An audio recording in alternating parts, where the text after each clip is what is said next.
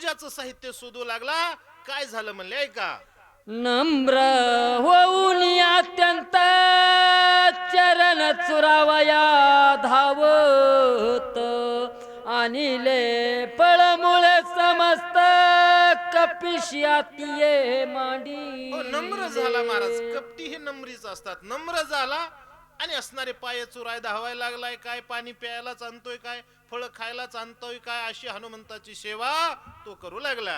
स्वामी अंगीकारावे फळमूळ प्रशान करावे शीतळ जोळ मार्गी शिनले ती बहुळ स्वद कलोळ सर्वांग. आणि हनुमंताला म्हणतोय स्वामी तुम्ही असणार त्या ठिकाणी हे गोड गोड फळ खा, गार पाणी आहे प्या, कारण तुम्ही खूप लांबून आलेले दिसतात आणि वाटानं तुम्हाला श्रम झालेत का, तुमच्या अंगाला घाम आलाय म्हणले. आज सकाळी मी बोलू लागला. दिसो तोसी जैसा रामदूत वानर तनु गृहीत कोण कार्य त्वरित तुम्ही येत येणे मला वाटतंय की केले. तुम्ही रामदूत आहात, कारण तुमची तनु असणारी वानराची आहे आणि असणार काय काम काढलं बरं इकडे आलात. म्हणाल तू काय जाणसी मज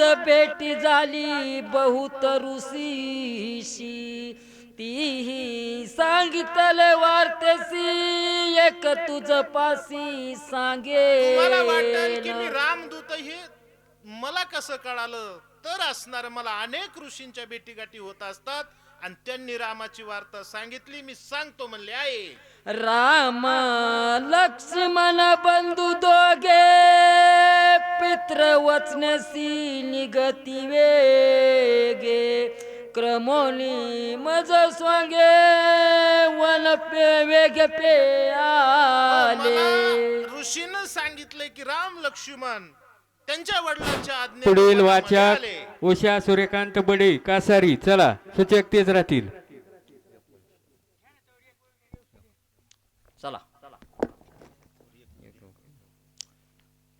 त्याचा पुरुषार्थ अत्यंत भूत परिसत तो कफिनात आवडी उठली बहुत अनुचरित परिसाव. हो, आणि मला ऋषींना सांगितलंय की राम लक्ष्मण त्यांच्या वडिलाच्या आज्ञेने वनात आले आणि ते पुरुषार्थी वीर आहेत असं हनुमंतानं ऐकलं. आणि एका साधूच्या मुखातून मला रामाचं चरित्र ऐकायला मिळतंय, म्हणून असणारा उत्साह हनुमंताला वाटला आणि आवडीनं श्रवण करू लागले. श्री गणेशाय नमः. श्री रामचंद्राय नमः. सोयवरी भागिले हरक कोंदणे रावणाचे काळे तोंड जाडिले गर्भवाचे बळबंड येस प्रचंड घेतले. हो, मला सांगितलंय ऋषीनं की राम लक्ष्मण बरं आधी असणार धनुष्य मोडलं होतं का वनाला आलते. माझ्या मुरिकात सांगायला महाराज हे डोंगी कपटी खोटे साधू असे असतात. आधी मला राम लक्ष्मण वनाला आले आणि पुन्हा म्हणतोय की त्यांनी धनुष्य मोडलं, परशुरामाचा गर्व हरण केला, हे मी ऋषीच्या तोंडाकडून ऐकलंय. अशा प्रकारे सांगू लागला. सीता समवेत दोघे जण वना निघाले आपण मारून या राक्षस दारुण वाळी जाण मारिला. हो, आणि पुन्हा सीता समवेत हे दोघं भाऊ वनाला आले. त्यांनी अनेक राक्षस मारले, वाळीला सुद्धा मारलं असं मी ऐकलेलं आहे. राज्य सुग्रीवा दिदले वानर सैना अपयस केले ते वानर तुनुज देखिले म्हणून पुशिले उत्तर. वाळीला मारून सुग्रीवाला अपयश केलं म्हणजे त्याच्याशी मित्रत्व जोडलं आणि वानर सगळे त्यांना असणारे आपलेसे केले. आणि त्या वानर कुळातले तुम्ही आहात म्हणून मी तुम्हाला म्हणलं की तुम्ही रामदूत तर नाहीत ना.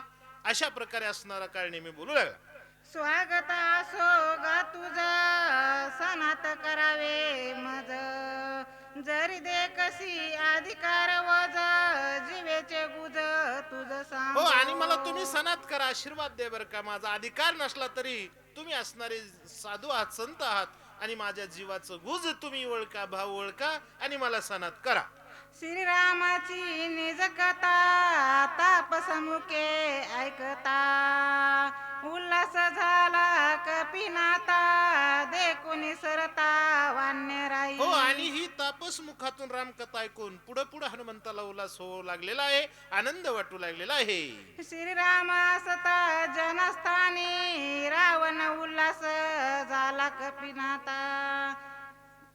श्रीराम असता जनस्थानी रावस कपट रूपे येऊनी शून्य आश्रम देखुनी श्रीराम पत्नी पुन्हा असणारा चोरी. तो सांगतोय की पंचवटीला जनस्थानामध्ये राम असताना आणि रावण कपट वेश धरून आला साधूचा, सीतेचं हरण केलं आश्रमात कुणी नसताना.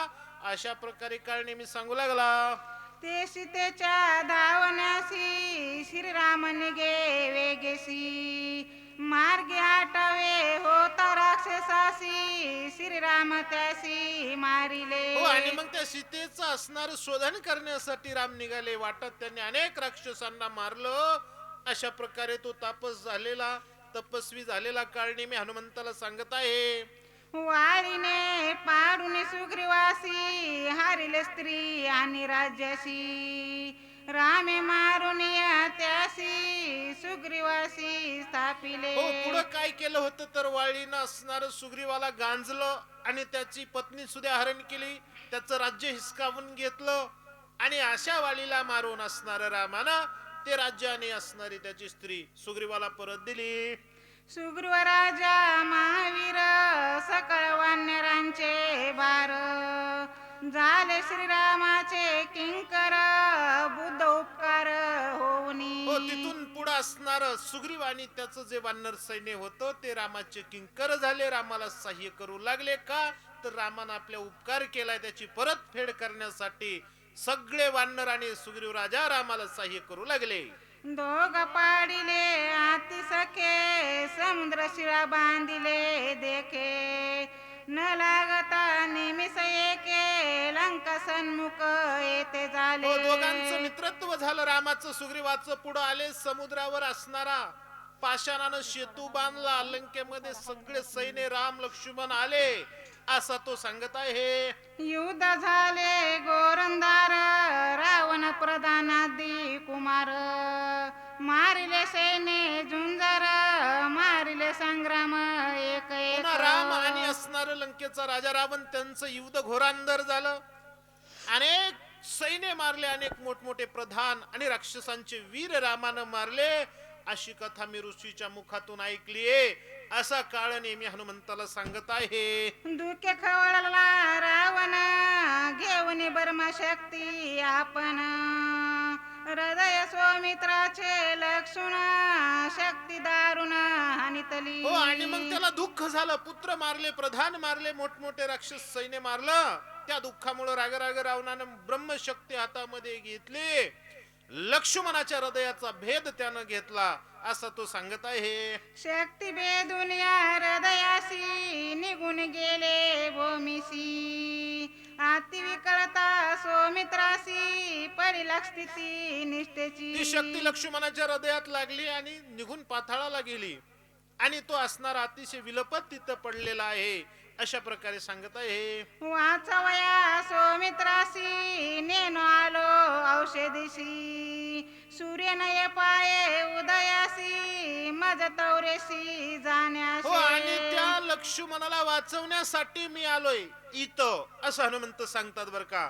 आणि तो सूर्य निघायच्या आत मला वापस जायचंय, त्याच्यामुळे तुमचं जळमुळ फळ असणार मी काही घेत नाही कारण मला वेळच नाही असं हनुमंत बोलू लागले. सांगितले सकळ वरतांत तुझ तपसेचे अति दुख्यात जाणून माझे मनोगत शीघ्र कार्यार्थ साधवया. सगळा वृत्तांत मी तुला सांगितलं. मी इथं का आलो, कशामुळे आलो आणि माझं काय काम आहे ते सांगितलं. आणि पण वाटात तुम्ही असणारे साधू दिसलात, मोठा असणारा आश्रम दिसला, जाता जाता दर्शन घ्यावं म्हणून मी फक्त आलोय, थांबायला वेळ नाही असं हनुमंत सांगू लागले. विलंबन करावया सर्वता औषधी सांगवया समजता भास्कर उदय न येता मज तत्वता जाना त्याच्यामुळे मला इथं उशीर तुम्ही लावू नका, कारण औषधी पुन्हा सापडत नाहीत सूर्योदय झाल्याच्या नंतर.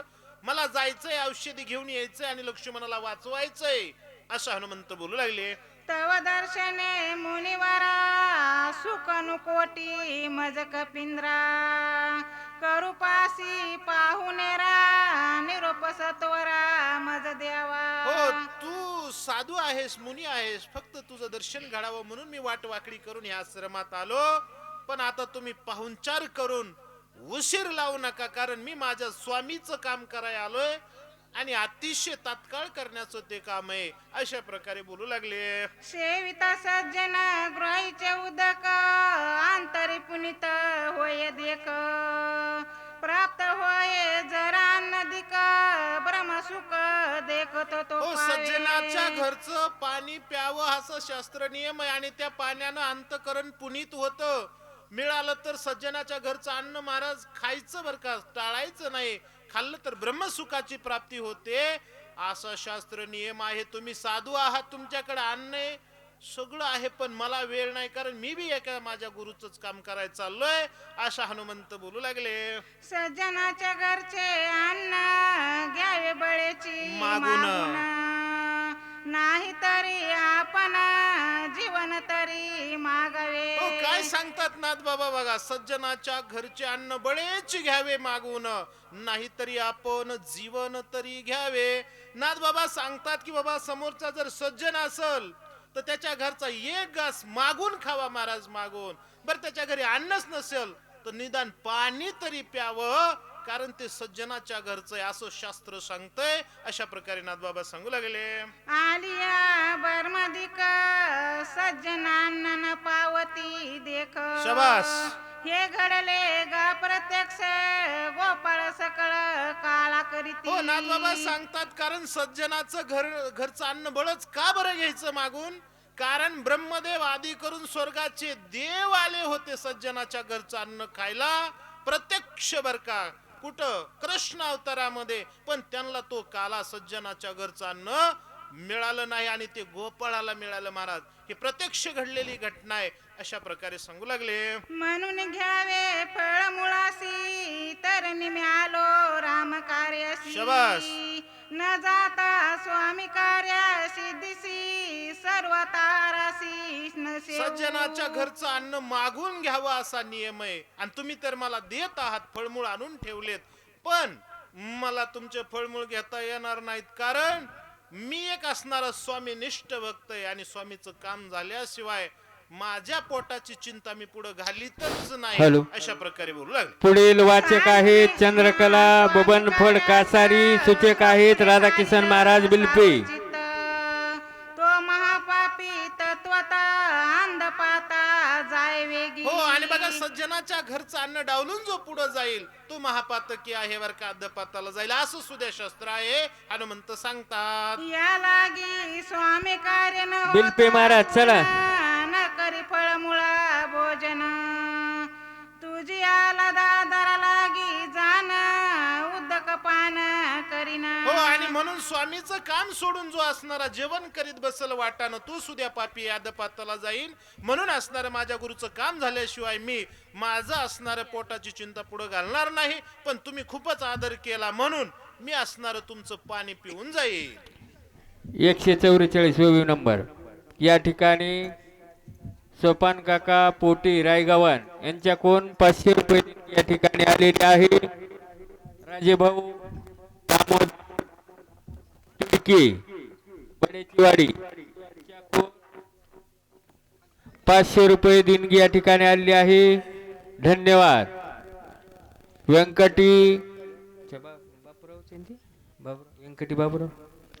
बाबुराव कदम यांच्या कोण 100 रुपये देणगी या ठिकाणी आलेली आहे. पांडुरंग